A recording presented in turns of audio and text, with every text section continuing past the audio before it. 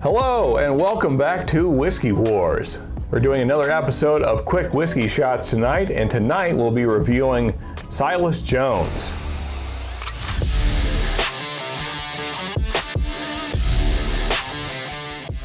Alright, so here's our bottle for tonight, Silas Jones. So let's do a quick reading of the label just to give us some background, and let's get into it.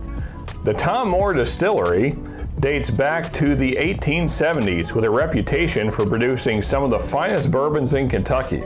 We'll see about that. Prohibition forced the distillery to close its doors, and a fire destroyed I can't read tonight. And a fire destroyed nearly all of the remaining whiskey shortly after. But fortunes turned in 1933 with the repeal of Prohibition, and the Tom Moore Distillery began producing whiskey for the first time in over a decade. One of the first brands bottled was Silas Jones. Today, Silas Jones is crafted using the same time-honored process. Really?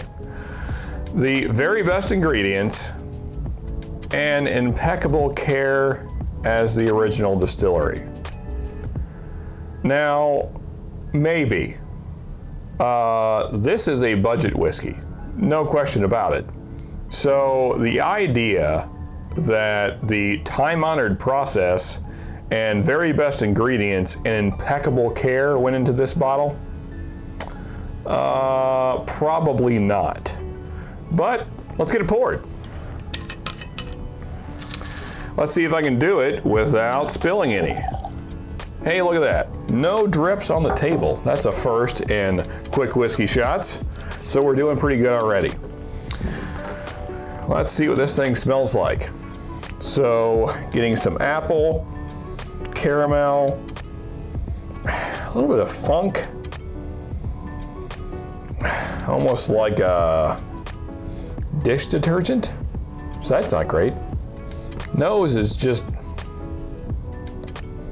very light. There's some sourness there. I would say akin to maybe like a grapefruit. And maybe some floral notes, like flowers. Or maybe even a grassiness. But really having to breathe deep, as you can probably hear, just to get something out of the nose. The nose is very light. Hopefully it tastes better than it smells. Let's see. Well, unfortunately, the taste is about the same as the nose. There's just not a lot going on, and the palate's very light, even lighter than the Stone Hammer we tried recently and the Benchmark. If that's your thing, if you like a really light, very, very easy sipping whiskey, I mean, there is nothing harsh about this at all. I know I said that about the Stone Hammer, but this is even lighter than that. Drinks very much just like some slightly sweetened water with just a slight alcohol punch. Just everything about it's very light. Let's go for one more sip here, see if we can get anything else out of it. Yeah, so I would say that the palate is just kind of a general sweetness. There might be like a little bit of hints of orange, like a sweet orange in there. Maybe a little grapefruit. And maybe just very slight hints of caramel. But you're not getting any darker, richer flavors. Everything on the palate's very light. The finish is even lighter, and it almost disappears immediately. Now, if those are things that you like, if you like something very simple, very easy to sip, very smooth, then maybe, hey, go for this. I think this really, though, is meant to be more of a mixer. It doesn't drink neat that well. So, those are my thoughts on this.